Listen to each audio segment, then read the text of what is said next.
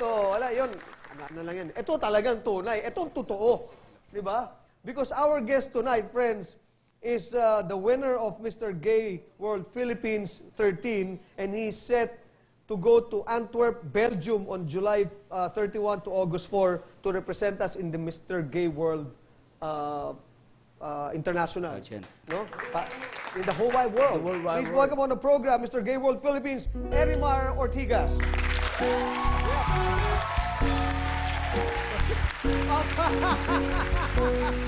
Wow. Escorted by Rock Malibang. Erimar.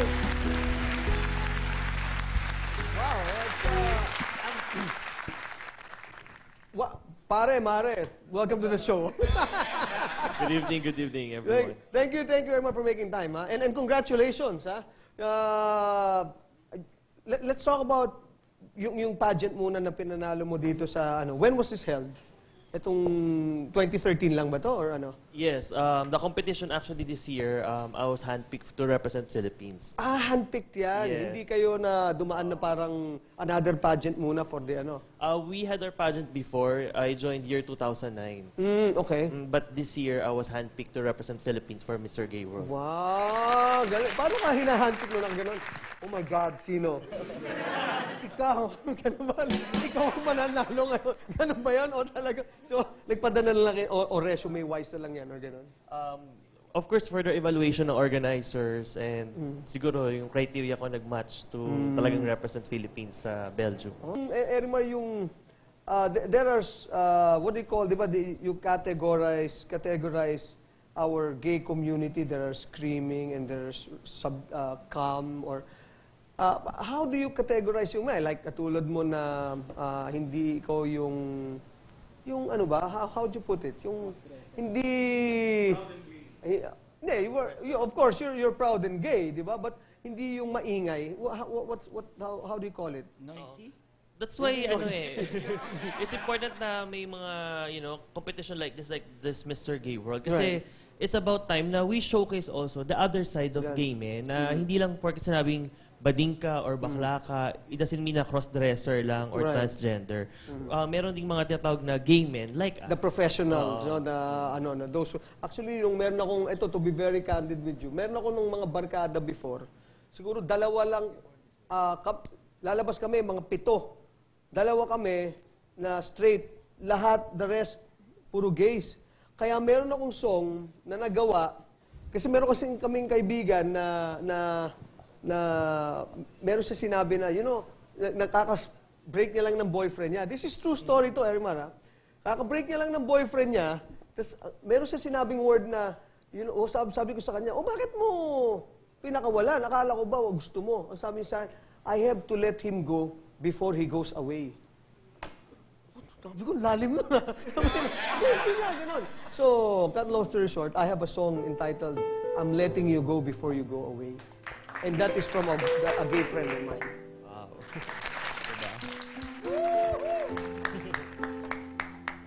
Anyway, let's go now. How does one prepare for a gay pageant like this? Do you have any?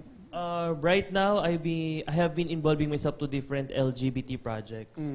And aside from that, I regularly go to the gym. Kasi dito sa competition na to, meron kaming national costume, may swimwear, may formal wear. Tapos we will involve ourselves to activities like sports, culture, and human rights for the LGBT community. Oh, okay. So the whole package of the advocacy is there, ano? Yes. And that's basically to tell everyone that, hey, we're here, we're proud, and we're here to stay. So let's coexist in the most harmonious way that we can, di ba? Yes! Oh, good. Well, but of course, you're preparing yourself emotionally, physically, and etong na to, is this a jumping board for you for other things? Maybe, when you win this, does this open the doors for you for maybe when you hold the title, like for instance, yung mga binibining Pilipinas, they become artistas or singers or no. What can it do for you when you win the prestige lang? If ever I'll win this competition, I'll be ambassador for, the LGBT community, not only in the Philippines but globally. Aside from that, the prize that I could get is travel experience. I could go to 4 to 6 countries in different parts of the world. Wherein, I could be an ambassador to inspire others as well, especially in the LGBT or the gay group. All right. Do you have any organization now here in the Philippines that they can go to if some of our viewers would want to get in touch with you, parang gusto nilang magkaroon din ng peace of mind or whatever, it's always, do you have any support group that they can call? Actually, ang LGBT, marami po siyang support group. Okay. So, napakarami. Yes. And right now, I'm supporting one charity. So, invite ko rin talaga sila. Kasi for Mr. Gay World, meron kaming a votation for People's Choice Award. So, my chosen charity is Love Yourself. This is a free HIV testing center. So, if ever I will win the People's Choice Award, the $500 will be donated to the Love Yourself so that it could help build a new HIV testing center. Oh, that's good. That's very good. So they simply need to go to www.mrgayworld.com and look for People's Choice Erimar Philippines. Okay. Now, I'm sure you, ako naman, I don't get a chance to watch it too, but sa tingin mo ba, ang dapat nang hiwalayan ni sino dapat piliin ni Tom Rodriguez? Yung asawa niya o si Dennis Trillo? Mahirap eh. Pero feeling ko dapat nilang abangan yan kasi I'm sure there will be more twists and exciting na magaganap dun sa palabas na yun. Well said, candidate number. Okay, any shout out to anyone, Erimar, or sige, I'll give you the chance now to address our viewers. Sige, go. Again, I would like to invite everyone to please vote for me or support me by going to www.mrgayworld.com, go to People's Choice, and look for Erimar Philippines. Every vote counts, so be out, be proud, love yourself. Alright! Oh my, galing yun, be out. I love that. I love that, the way you said it.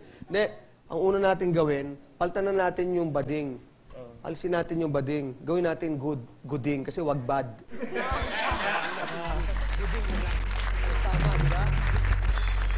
Thank you very much. Erimar Ortigas, Medyo Late Night Show. Thank you, sir. Thank you for coming tonight.